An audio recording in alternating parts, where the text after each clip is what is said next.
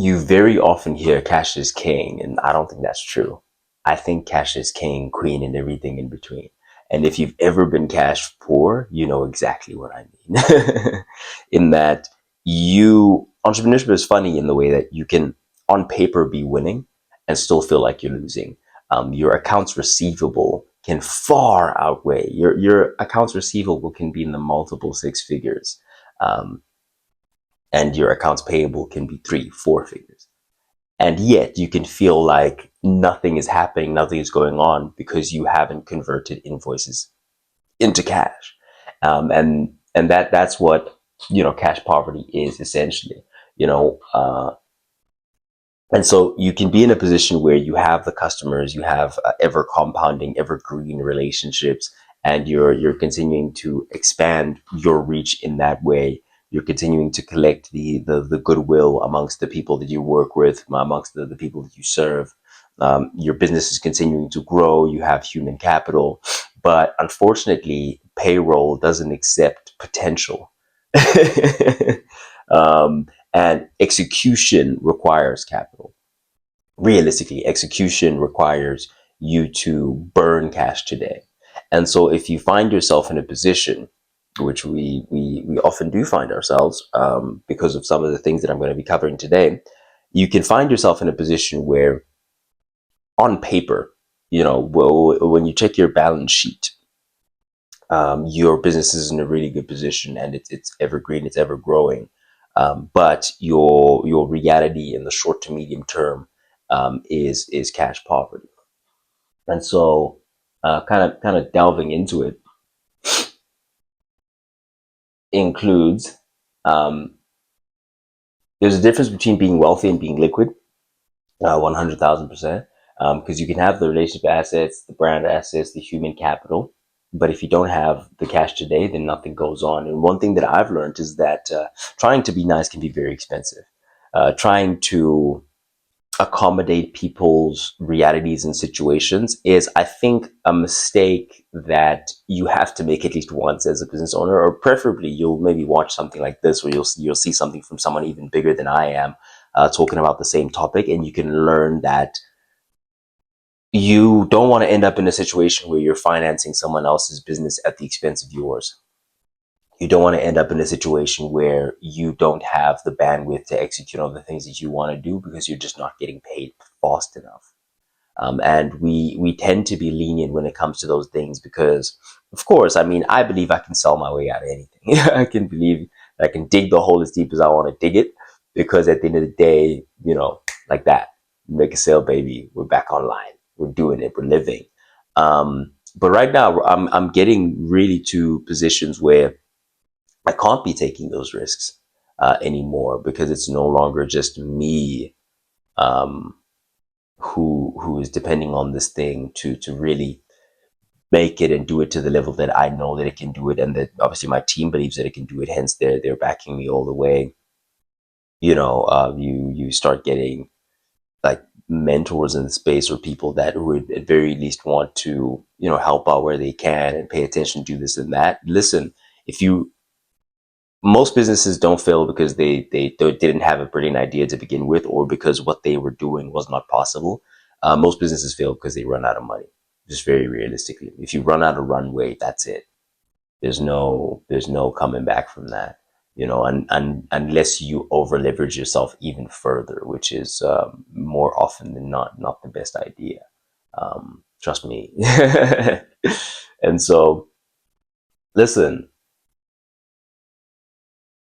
because you don't chase invoices, um, and you give people longer payment terms and whatever, that's how you get yourself in that position where your accounts payable are lower than your accounts receivable, and yet today you feel the pressure of, wait, why can't I pay for this, why can't I pay for that, even though I know that I've created this much value in the marketplace and people have agreed to pay me this much, but I'm just not seeing the money today. You find yourself in those situations where you can default on a payment, you can miss this, you miss that. And those situations, those moments, in those moments, you can feel that what you're doing, where you are, is a result of incompetence, is a result of you not being able to do what you say you're able to do, that's very often not the case. It's very often the case that you're just not stringent enough when it comes to payment terms. Um, and what you learn eventually is that when you're not stringent enough when it comes to payment terms, you will find yourself in these types of positions. You will find yourself suffering, regardless of how good enough you may be at what you do. It's very, very important to make sure that your cash cycles line up in a way that just makes sense, and that makes the most sense to you. And very important that you get, yeah, just paid accordingly, obviously sufficiently, but also often. And so I think the main thing that I've been safeguarding is that what I'm doing is worth it financially for me. And so whatever thing I'm agreeing to go into, I need to, whether it's in a relational sense, like just having access to the thing is good enough for me, or in an actual cash sense, I've been very, very good about safeguarding my energy, my time, my attention, and only paying attention to things that I feel are worth it to me at that time. That's not something I've had a problem with. Now it's just about chunking up a level and saying, okay, the overall worth of this deal is worth my time, but let's make sure that I'm getting paid now, tomorrow, and the next day, or the next week, or the week after that. Let's make sure that I'm constantly receiving some sort of kickback for the value that I'm continuously creating. Otherwise, again, you find yourself in those situations where things are just not moving for you. So ideas don't build businesses, execution does. Execution requires movement, movement requires money. When execution slows, growth slows, and cash flow is the oxygen that keeps that organism alive. Um, you really do get yourself in situations where you're all damn near setting money on fire, setting money alight, because you know that at the end of the day, this thing that I'm going to secure by going on this trip, this thing I'm going to secure by maybe paying my way into this room, this thing I'm going to secure by positioning myself in this way, acquiring this in order to, do you get what I'm trying to say? That is going to be worth that moment. Whatever you're going to gain as a result of the momentum of burning the cash will put you in that position. And so it's micro investments that you're making. You're making micro bets on yourself, and they do pay off. Again, you just need to make sure that the timelines in which they're paying off are more than worth it to you, and be very stringent and strict and upfront about those. And so people celebrate invoices. You can invoice 100,000, but if none of that has landed in your account today, you're still broke. You still don't have money, and that's the reality. And some of us have to learn it the hard way, I suppose. Especially when you're trying to be value first as often as possible. You're trying to make the especially in a B2B context, you're trying to make your client money in the process, and you want to make them as much money as possible, in the belief that the more money I make you, the more money you'll be willing to pay me. And that is true. However, cash flow is something that needs to be very strongly considered in the making of those decisions. Um, and so revenue is theory. Cash flow is reality. And so 4 lessons that I'm taking away that I'm going to be applying going forward is: number one, you need to choose your customers carefully, man. You're not running a charity. This is not a situation where you're trying to end up working with the people that maybe your friends already. And this is not a situation where you want to work with people because you like their story or because you feel like you can help.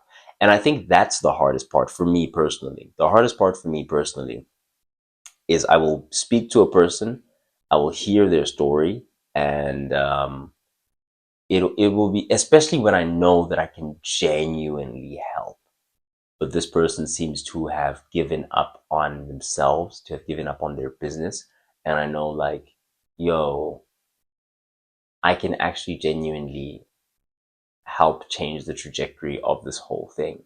I can turn this thing around, and those are the people who need you the most. Those are typically the people who have the ability to pay the least. And ultimately, we do want to be putting ourselves in a position to be able to help even those people. But at first, in order to protect the business, you must protect cash flow. In order to protect your employees, you must protect cash flow. In order to protect everything that you've spent all this time, money, effort building, you have to make the decision that is correct for where you want to go, and not necessarily the decision that feels emotionally good in the moment. And I think the reason why that's the hard part is because you go into business hopefully to kind of make an impact to change people's lives, and when you have the opportunity to do that short term at the detriment of what you're trying to build long term, you don't often think about it in that way. You focus and you hyperfixate on what you can do in the moment, and that's a mistake I've made one too many times. And yeah, it's a mistake we learn from. So choose your customers carefully, structure payment terms that protect the business, get paid quickly, and never confuse future money with current money. Because cash doesn't make your business successful, but it allows you to do the things today and continue to compound that momentum that will make you successful.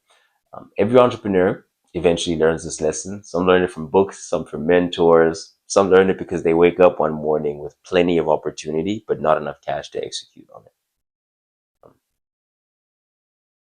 If you're building something, protect your cash flow, because cash flow isn't just king. Cash flow is king, queen, and everything in between. Cash flow is oxygen.